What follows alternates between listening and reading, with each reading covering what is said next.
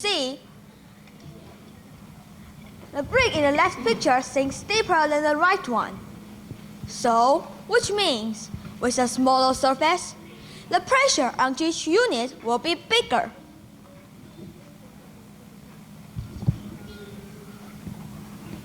Air pressure.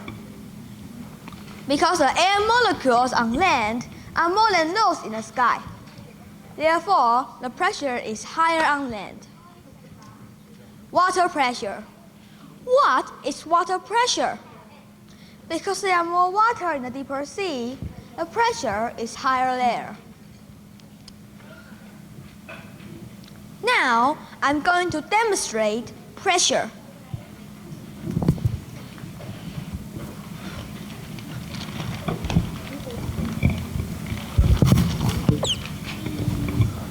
We need two bottles.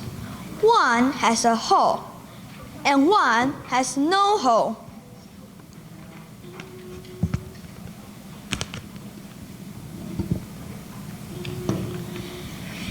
Can we blow the balloon inside the bottle with no hole on it?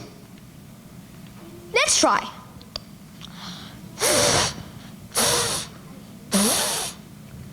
No, we cannot. Now, let's try another bottle. Can we blow the balloon inside the bottle with a hole on it? Let's try.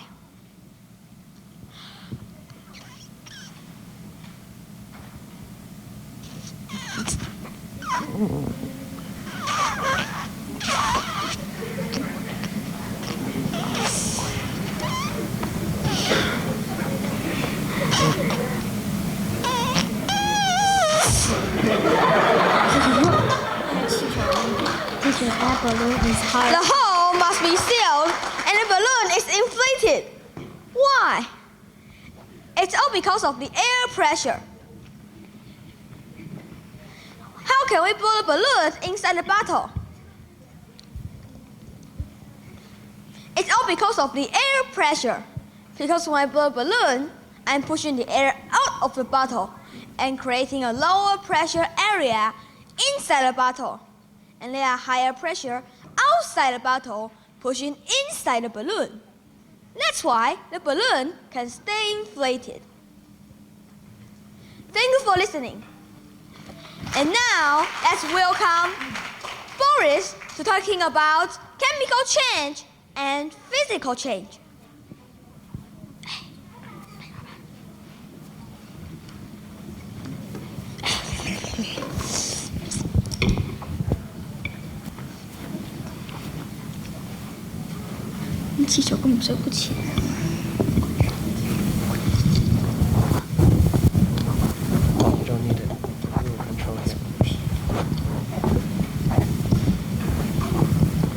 Hello everyone, my name is Boris. Today I'm gonna present chemical change.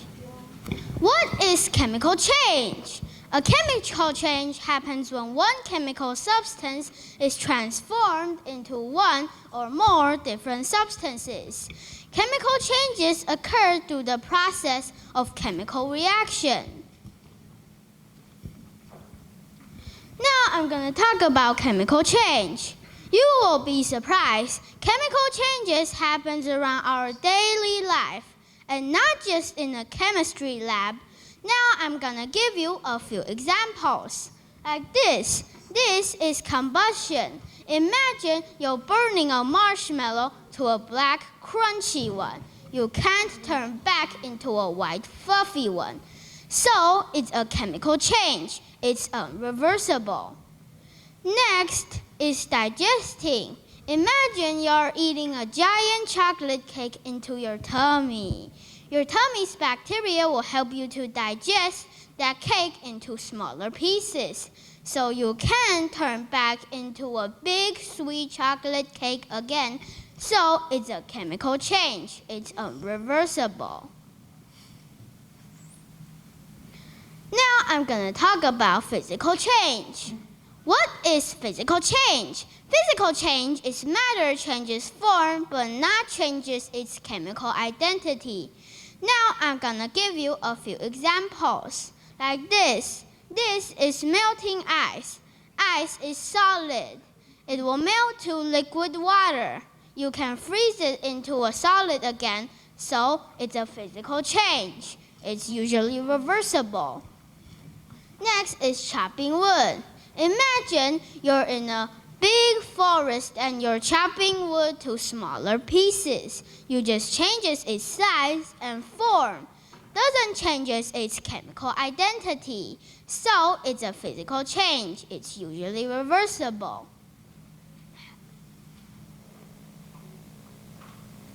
Now I'm going to talk about elephant toothpaste. What is elephant toothpaste? It's not really elephant toothpaste. It's just a chemical reaction that forms a lot of foam and bubble. Now I'm going to show you what is elephant toothpaste. This is how you need for the elephant toothpaste. This is liquid soap. That is hydrogen peroxide.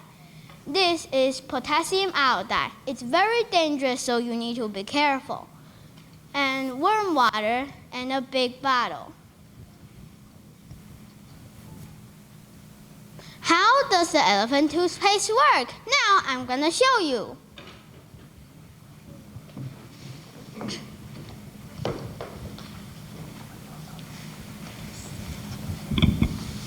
First, we will put on our safety goggle for safety.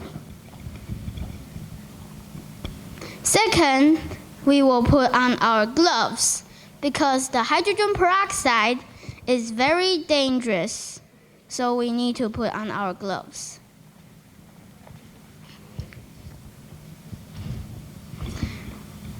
First, we will add the dish soap into the big bottle.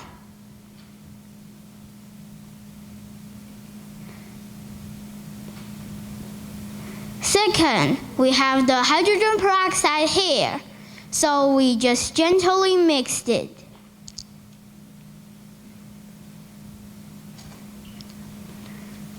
Third, we will add those two food coloring into the big bottle.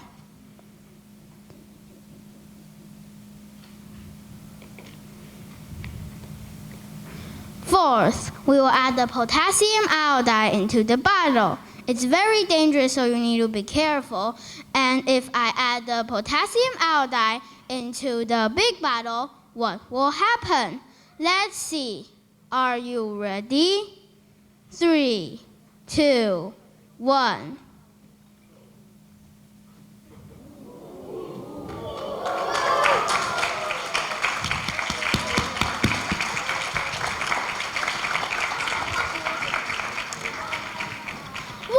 Wasn't that amazing? Now I'm gonna tell you how does the elephant toothpaste work. The hydrogen peroxide is a chemical compound. In this experiment, the potassium iodide will help to break down the hydrogen peroxide into H2O water and O2 oxygen. We use dish soap because we want to capture the oxygen gas in the soap bubble. You will also see some vapor or steam. Why? Because energy is needed for the chemical reaction and heat is released. What are the conclusions of elephant toothpaste?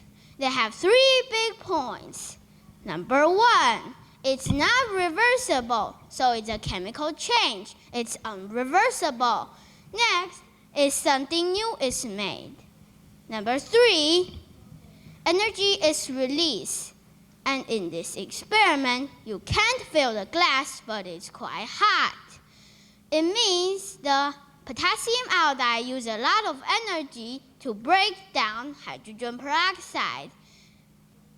Thank you for listening. This is the end of my presentation. Now it's Caleb's turn to talk about his wind power.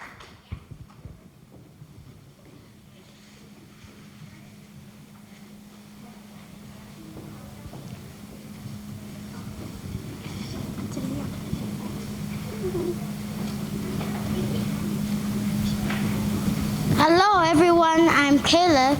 Today, I'm going to do a short presentation about energy. What is energy? Energy helps move or light up, and this includes chemical energy, nuclear energy, and kinetic energy. And with chemical energy, you turn chemical into electricity like batteries. And with nuclear energy, it happens when atoms collide each other.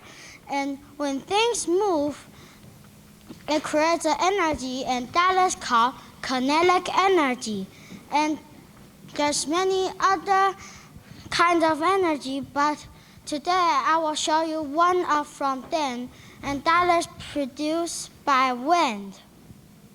When you go to Kending, you will see those wind power generators. But first, you need to know what's the difference between energy and power. Energy is the ability to do work, and it is stored in battery or volcano or a car is moving. And power is how fast work can be done, and it is measured in watts or horsepower. And think about a Tesla car. The battery has energy, but the engine needs to be powerful so it can let the car move. And what's the difference between energy from fossil fuel and energy from wind power? Fossil fuel creates CO2, and now Earth is going warmer because there are too much CO2, which traps the sun heat energy. And wind power don't create CO2 because wind is natural energy. Now I will show you how wind power works.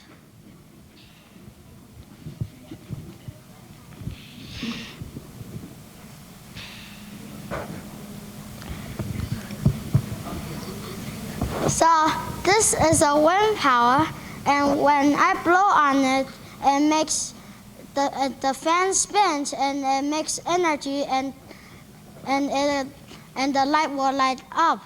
Let's try.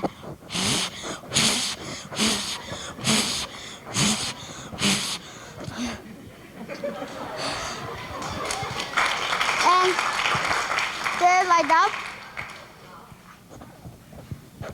It light up 1 second, but I want it to light up bigger and shinier. I know, shinier and longer. Let's try to use a blow dryer.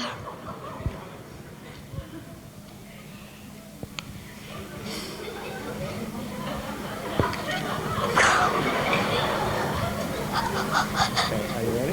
Okay.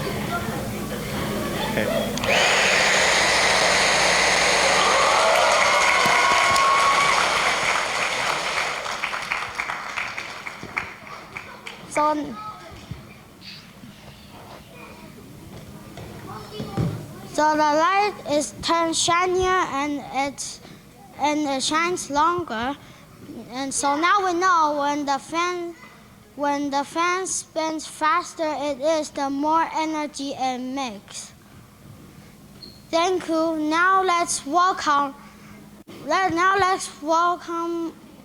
Peggy to. Let's welcome Peggy. She is going to talk about buildings.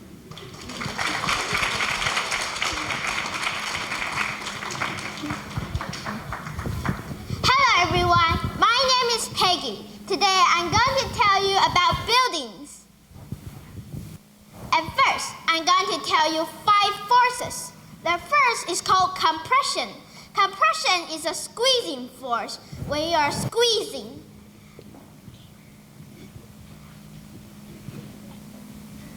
This one is called tension.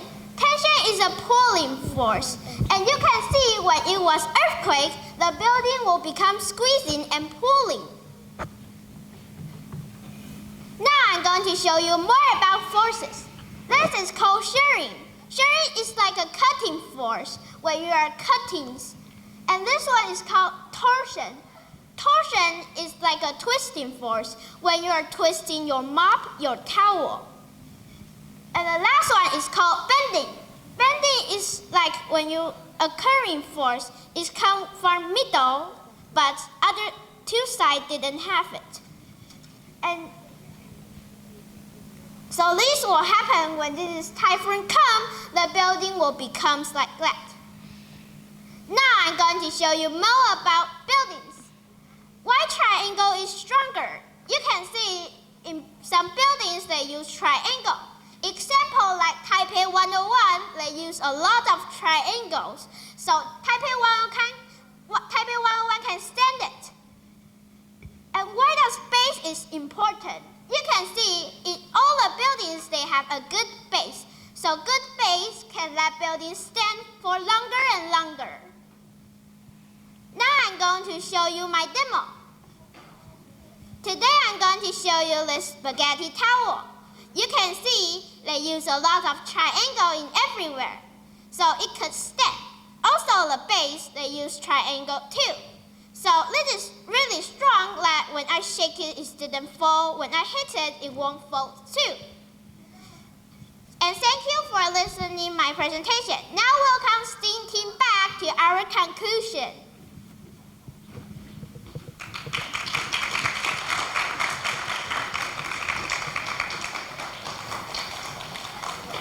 Wow, wasn't that amazing? Rachel and Benjamin showed us some cool science magic with gravity and inertia.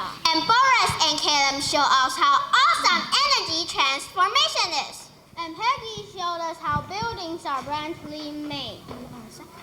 We thank you for listening.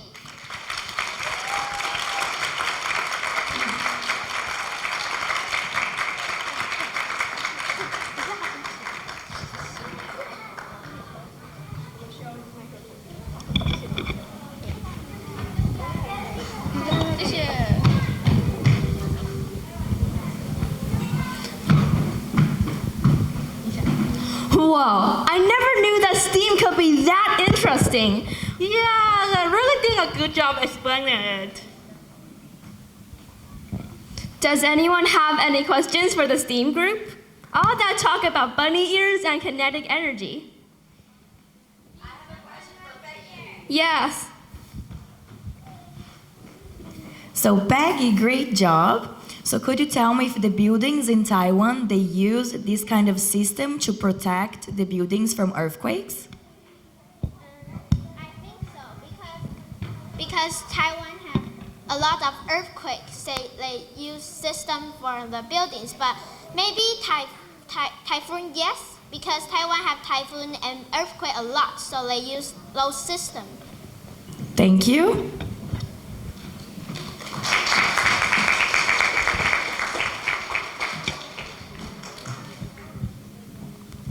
And now let us invite Professor Jack for his feedback.